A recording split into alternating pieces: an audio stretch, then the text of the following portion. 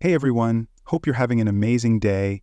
Today we've got a story that's going to change the way you think about leadership. Imagine building a business from the ground up, only to realize that behind the scenes things are falling apart. Employees overworked, toxic management running unchecked, and the company culture crumbling. That's exactly what happened to Ethan Parker, a CEO who went undercover at his own repair shop and uncovered shocking truths. Stay tuned, because this journey of deception, revelation, and redemption is one you won't want to miss. Let's dive in. Ethan Caldwell sat in his spacious corner office at AutoCare Solutions headquarters, staring at the latest customer service reports on his screen. On the surface, the company was thriving. Profits were solid and expansion plans were well underway. But beneath the numbers, something was off. Complaints had skyrocketed over the past 6 months. Delayed repairs, rude staff, poor service quality, and even safety concerns in some locations. More troubling was the increasing employee turnover, with skilled mechanics quitting at an alarming rate. Ethan had spent years building AutoCare Solutions from a small neighborhood garage to a respected repair chain, but he now felt disconnected from the reality of his business. His regional managers assured him that the complaints were just temporary growing pains, blaming everything from new hires to supply chain issues. But Ethan wasn't convinced. His gut told him that something deeper was wrong, something the reports and polished corporate briefings weren't showing him. He had built AutoCare Solutions on a promise: quality service, respect for employees, and customer-first values. But was that still true? Determined to find out, Ethan made a bold decision. He would go undercover. Not as an executive doing a store tour where employees would be on their best behavior, but as a regular mechanic working shifts alongside his team. He needed to see for himself what was happening at the ground level, and once he did, he wouldn't hesitate to fix it. Whatever the truth was, Ethan knew one thing for certain: he was about to face the reality of his own company like never before. Dressed in worn jeans, an old t-shirt, and a faded work jacket, Ethan Caldwell stepped into Brighton AutoCare, one of his company's busiest repair shops. His neatly trimmed beard was now rough, and his usual confident stride was replaced with the unassuming posture of a new hire. He had trimmed his hair shorter, added a fake name to his job application, and ensured that no one at this location knew who he really was. With over 50 locations across the state, it was easy to blend in. The moment he walked in, the sharp scent of motor oil and burnt rubber filled the air. The shop buzzed with activity. Mechanics moved between vehicles, tools clanked, and customers paced the waiting area. An older mechanic, Frank, greeted him with a quick nod. "You must be the new guy. Hope you learn fast. We're swamped," he said, already walking away. Ethan followed, noting the cluttered workstations, the rushed atmosphere, and the tension in the air. The shop manager, Wade Gibson, barely acknowledged him. "Frank, show him the basics, but don't slow down. We're already behind," he barked before disappearing into his office. Ethan raised an eyebrow. No proper introduction? No safety rundown? Just orders?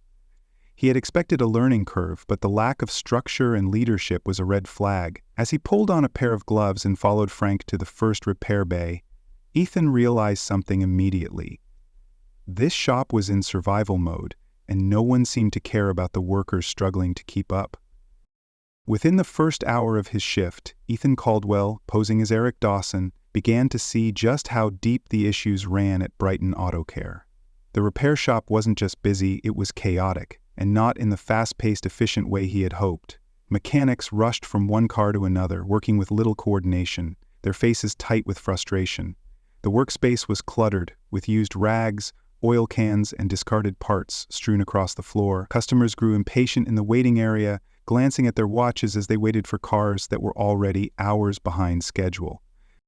Frank, the veteran mechanic assigned to show Ethan the ropes, worked with quiet efficiency, his movements practiced and precise, but Ethan could tell he was exhausted. Every few minutes another mechanic would call out for help, and Frank would sigh, muttering under his breath before stepping in to assist. "We're always short-staffed," he admitted when Ethan asked. "Been like this for months. Management keeps pushing more appointments, but they won't hire more people. They just expect us to work faster." Ethan frowned. Overbooking, understaffing, and expecting miracles? This wasn't just a bad day. It was a failing system. The worst moment came when a younger mechanic, Jason, struggled with a heavy tire rotation job. He grunted as he lifted the tire onto the wheel hub, but his hand slipped and the tire came crashing down onto his foot. He let out a pained shout, stumbling backward. Every mechanic in the shop froze, but before anyone could react, Wade, the manager, stormed out of his office. "What the hell was that, Jason? Do you know how much time you just wasted?" His voice was sharp, not with concern, but with irritation. Jason, still wincing, tried to explain. "It was an accident. I don't want excuses," Wade cut him off. "If you can't handle the job, maybe you don't belong here." Ethan felt his stomach tighten. There was no offer to help, no check to see if Jason was okay, just humiliation in front of the entire team. No one spoke up, not even Frank. Jason, face red, limped back to work without another word. Ethan clenched his jaw. This wasn't just a stressful work environment, this was a toxic one. And if this was how Wade treated his team in front of others, Ethan could only imagine what went on behind closed doors. He had seen enough to know something was deeply wrong here, but he needed to see more. As the hours passed, Ethan Caldwell, still disguised as Eric Dawson, began to realize that the biggest problem in Brighton AutoCare wasn't just the workload or the messy shop, it was Frank Dawson himself. The lead supervisor, a grizzled mechanic with over 2 decades in the industry, ran the shop with an iron fist, treating his team more like disposable tools than skilled professionals. Frank's leadership style wasn't about guiding or mentoring his employees. It was about control, intimidation, and fear. He didn't instruct, he barked orders. He didn't correct mistakes, he publicly humiliated those who made them. When a young mechanic named Chris accidentally dropped a wrench into an engine bay, Frank exploded. "Are you trying to ruin this shop, Chris? Jesus, do you even know what you're doing?" His voice echoed off the garage walls, and the entire shop fell silent. Chris, face pale, quickly retrieved the wrench, mumbling an apology. But Frank wasn't done. "Maybe I should start docking your pay every time you screw up. That'll teach you to stop wasting my time." Ethan clenched his jaw, resisting the urge to step in. He had expected tough management, but this wasn't tough. It was abusive. Frank also played favorites, creating a divide among the workers. The senior mechanics who had been with him for years, those who had learned to nod and laugh at his cruel remarks, got the easier assignments, while younger, newer mechanics like Jason and Chris were thrown into the most demanding tasks with little training or support. If they struggled, it was their fault. If they spoke up, they were ridiculed. Even more concerning was how Frank ignored safety protocols. At one point, Ethan watched as a mechanic struggled with a jack that had clear hydraulic issues. Frank saw the problem and shrugged it off. "It's fine, just be quick with it." Ethan's stomach turned. A failing jack could mean serious injury. But Frank didn't seem to care. Speed and productivity mattered more than worker safety. Wade, the shop manager, was no better. Instead of holding Frank accountable, he enabled him. The two men often retreated into the office, leaving the rest of the mechanics to fend for themselves. Wade only stepped in when customers complained, and even then his version of solving problems was to blame the employees rather than address the shop's systemic issues. By the end of the shift, Ethan had seen enough to know that Brighton AutoCare wasn't just suffering from poor leadership, it was being actively destroyed by it. The employees weren't bad at their jobs, they were exhausted, demoralized, and afraid to speak up. If this was how the shop operated daily, it was only a matter of time before something went horribly wrong. Ethan knew he had to act, but first, he needed a plan. By the second day of working undercover, Ethan Caldwell had seen enough negligence, mistreatment, and frustration to last a lifetime. But he needed to witness just how far Frank Dawson would push his team before finally revealing himself. The answer came faster than he expected, and in the worst way possible. The morning had started like the day before, rushed, chaotic, and suffocating. The mechanics were scrambling to keep up with the relentless number of repairs, while Frank stalked the shop, barking orders and tossing insults like they were part of the job description. Ethan noticed Chris, the young mechanic who had been berated the day before, was noticeably nervous. His hands trembled slightly as he worked on replacing a faulty brake system, a job that required precision and care. Then came the moment that changed everything. Chris, still flustered from Frank's constant criticism, accidentally over-torqued a bolt, causing the wrench to slip from his hand. The loud clang of metal against concrete echoed through the shop. Every mechanic froze, knowing what was coming before Frank even spoke. "Are you freaking kidding me, Chris?" Frank bellowed, storming toward him. "That's the third screw-up this week. Are you actually trying to cost me money?" Chris stammered, trying to explain, but Frank wasn't listening. He grabbed the wrench off the floor and slammed it down on the tool cart, sending other tools scattering. "You're lucky I didn't fire you on the spot," Frank sneered. "Clean up this mess now, and if you can't handle a simple damn brake job, maybe you should be flipping burgers instead." Chris swallowed hard, his face red with embarrassment and anger, but he said nothing. He simply nodded and went back to work. Ethan felt his own hands curl into fists. He had been trying to stay neutral, to just observe, but this was beyond anything he had expected. He had worked with some tough mechanics in the past, guys who demanded excellence. But this wasn't about pushing people to be better. This was about breaking them. And then it got worse. An hour later, Jason, another young mechanic, was working under a lifted vehicle replacing an oil pan gasket. Ethan had already noticed that the hydraulic lift in Jason's bay was leaking fluid, a clear sign that it needed servicing. When Jason hesitated, calling over to Frank for a second opinion, Frank barely looked up. "It's fine," he grumbled. "Unless you're planning to take a nap under there, just get the damn job done." Ethan's blood ran cold that that lift was not fine. Jason, trusting his superior, sighed and slid back under the vehicle. Then it happened. With a sudden lurch, the hydraulic system failed and the lift dropped slightly, just enough for the metal frame to shift dangerously. Jason let out a panicked shout, scrambling out from underneath just in time to avoid being crushed. The shop fell silent. The mechanics who had been laughing moments earlier stood frozen, eyes wide in horror. "Frank?" He barely reacted. "Damn it, Jason, you're so dramatic," he muttered. "If you weren't so slow, you wouldn't have been under there in the first place." Ethan had officially seen enough. He stormed forward, ripping off his mechanic's gloves and tossing them aside. "That's it," he said, his voice deadly calm but shaking with anger. Frank blinked at him. "What's your problem, new guy?" Ethan leveled his gaze at him. My problem? My problem is that you just nearly got someone killed, and you don't even care." The tension in the shop was thick enough to cut with a knife. Frank let out a dry laugh, shaking his head. "Who do you think you are, calling me out?" Ethan took a steadying breath, then dropped the act. "I'm Ethan Caldwell. I own this company. And you? You're done." The entire auto shop went silent as Ethan Caldwell's words echoed through the garage. Frank's face twisted in confusion at first, then in anger. "What kind of joke is this?" he spat, eyes narrowing. Ethan stood firm, his disguise gone, his authority undeniable. "It's not a joke," he said, his voice steady but cold. "I've spent the last 2 days working here undercover, watching how you treat my employees. I saw the way you belittle your team, ignore safety, and push people beyond their limits. And just now I watched you nearly get a man killed because you were too lazy to care." The mechanics exchanged glances, some of them still stunned, others barely suppressing smirks of satisfaction. For years they had put up with Frank's abuse, convinced that no one in corporate would ever notice or care. But now the CEO himself was standing in their shop, calling out the very man they had feared for so long. Frank let out a bitter laugh, trying to regain control. "Oh, come on," he sneered.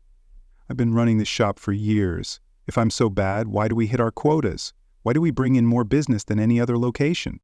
Ethan's jaw tightened. "At what cost?" He gestured toward Jason, who was still catching his breath after narrowly escaping serious injury. "You think I should be impressed that you're meeting numbers while putting my employees at risk? That you're keeping customers happy while breaking down the people who work for you?" Frank rolled his eyes. "This is how the industry works. Toughen up or go home." Ethan took a step forward, his expression unreadable. "No," he said firmly. "This is how bad leaders operate, and you are no leader." He turned to Wade, the shop manager, who had been standing off to the side looking increasingly nervous. "And you?" Ethan said sharply. "You let this happen. You stood by and let Frank create a toxic, dangerous work environment, and you did nothing to stop it." Wade's face went pale. I didn't know it was this bad," he stammered. Ethan's voice hardened. "You knew. You just didn't want to deal with it." Frank, seeing that his usual intimidation tactics were failing, crossed his arms defiantly. "So what now, boss? You're gonna fire me?" Ethan held his gaze. "You're damn right I am." The words hit the shop like a hammer. Some of the mechanics exchanged satisfied looks, while others gasped in disbelief. No one had ever stood up to Frank before, let alone taken action. Ethan turned back to the crew. "Effective immediately, Frank is no longer employed at Brighton AutoCare. And Wade, consider this your final warning. Either step up and start leading this team the way they deserve, or you'll be gone next." Wade nodded quickly, his face slick with sweat. "Understood, sir." Ethan let out a slow breath and scanned the room. "Things are going to change here. I promise you that. But I need to hear from you. I want each of you to meet with me one-on-one today and tell me exactly what's been happening here, what needs to change, and how we fix this shop together." For the first time since he had stepped onto that factory floor, Ethan saw something different in the mechanics' faces. Hope. With Frank Dawson finally gone, Ethan Caldwell knew that firing one toxic leader wasn't enough to fix the deep-rooted problems in the repair shop. The issues ran deeper than just one man's abusive behavior. There was a culture of fear, burnout, and neglect that had been left to fester for far too long. If this place was going to turn around, it needed real, lasting change. The first thing Ethan did was sit down with each mechanic one-on-one to hear their concerns. Over the next few hours, he heard stories of exhaustion, unsafe working conditions, and an overwhelming pressure to meet quotas without proper support. Employees were afraid to speak up because they had seen what happened to those who did. Either they were forced out or humiliated until they quit. That stops now, Ethan thought. He called for an emergency staff meeting the following morning, this time with the entire team, including Wade, the shop manager, who had barely spoken since his warning. "Here's what's going to happen," Ethan announced, standing at the front of the shop floor. "We're rebuilding this place from the ground up, and it starts today." First, he addressed the biggest issue, safety. Ethan ordered an immediate inspection of all equipment, including the faulty hydraulic lifts and outdated tools that had put workers at risk. Any machine that wasn't up to standard would be repaired or replaced. "No more shortcuts, no more ignored warnings," he told them. "If something is unsafe, you report it. And this time, the corporate will actually listen." Next, he tackled staffing and workload. He approved 2 new hires to ease the pressure on the overworked mechanics and introduced mandatory break times to prevent exhaustion. "No more working through lunch or pushing beyond your limits," he said firmly. "You can't do good work if you're running on empty." Then came the culture shift. Ethan introduced an anonymous feedback system, ensuring that every employee had a direct line to corporate to report issues without fear of retaliation. He also announced a leadership training program for Wade and other managers, ensuring that moving forward, leadership meant guidance and support, not intimidation. Before the meeting ended, Ethan turned to Chris and Jason, the 2 mechanics who had suffered the most under Frank. "I saw how hard you 2 worked, even when things were unfair. That's the kind of dedication we need here. I'd like to offer you both a chance to step into senior roles with better pay and more responsibility, if you're willing." Chris blinked in shock, and Jason's mouth fell open. "You're serious?" Jason asked. Ethan nodded. "Absolutely." For the first time in a long time, the repair shop didn't feel like a place of dread. It felt like the beginning of something better. With the repair shop back on track, Ethan Caldwell turned his attention to the bigger picture. This wasn't just about fixing one location. It was about ensuring every Brighton AutoCare shop operated with integrity, respect, and accountability. He had spent years trusting reports and regional managers, assuming things were running smoothly. Now, he knew that wasn't enough. Ethan implemented a company-wide leadership overhaul requiring mandatory leadership training for all shop managers. No more promoting people based on experience alone. Leadership would now be earned through accountability, respect, and employee feedback. He also introduced a mentorship program for junior mechanics, ensuring they had guidance from experienced professionals who actually cared about their development. To prevent issues from being ignored, Ethan revamped the corporate oversight system. Every shop would now undergo routine surprise inspections, and an employee feedback hotline was created to allow workers to voice concerns without fear of retaliation. Any manager caught abusing their position would face immediate disciplinary action, no exceptions. But perhaps the most important change was Ethan's own commitment to staying involved. He promised to regularly visit different locations, working alongside employees to ensure the values he built his company on were upheld. No more operating from a distance. No more losing sight of the people who made the business run. 6 months later, Brighton AutoCare had transformed. Turnover rates dropped, customer satisfaction improved, and for the first time in years, employees felt heard.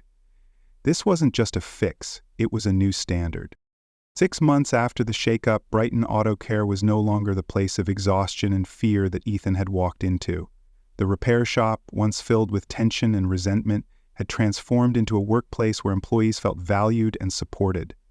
The mechanics who once dreaded coming in now worked with renewed energy, knowing they had leaders who respected them and a company that cared about their well-being. Chris and Jason, once the targets of Frank's mistreatment, had stepped into their new senior roles with confidence. Chris led a mentorship program for new hires, ensuring no one felt as lost as he once did, while Jason helped implement better workflow strategies, reducing burnout among the team. Even Wade, after undergoing leadership training, had changed his approach, now actively working alongside his team instead of hiding in the office. Ethan visited the shop often, but this time, he wasn't there to catch problems. He was there to see a thriving team. As he watched the employees laugh, collaborate, and take pride in their work, he knew he had done more than just fix a broken system. He had built something better, something lasting. A workplace where people wanted to stay, grow, and succeed. Ethan Parker's undercover experience taught him a profound lesson. Leadership isn't about authority. It's about accountability, empathy, and action. He had built Brighton AutoCare with a vision of quality service and a strong team, but along the way, he had lost sight of the people who made it all possible. By stepping into the shoes of his employees, he saw firsthand how toxic leadership could destroy morale, diminish productivity, and create a culture of fear. The real problem wasn't the mechanics or the workload, it was a leadership failure that had been left unchecked. Ethan realized that a company thrives when its employees feel respected, supported, and heard. Removing Frank Dawson was just the first step. The real challenge was creating a culture where managers led with integrity and workers felt empowered. Through new policies, leadership training, and an open-door communication system, Ethan rebuilt trust with his employees and set a new standard for Brighton AutoCare. His biggest takeaway? Success isn't just measured by profit margins, it's measured by the well-being of the people who keep the business running. Leadership is about showing up, listening, and making the hard choices to ensure everyone has the opportunity to succeed.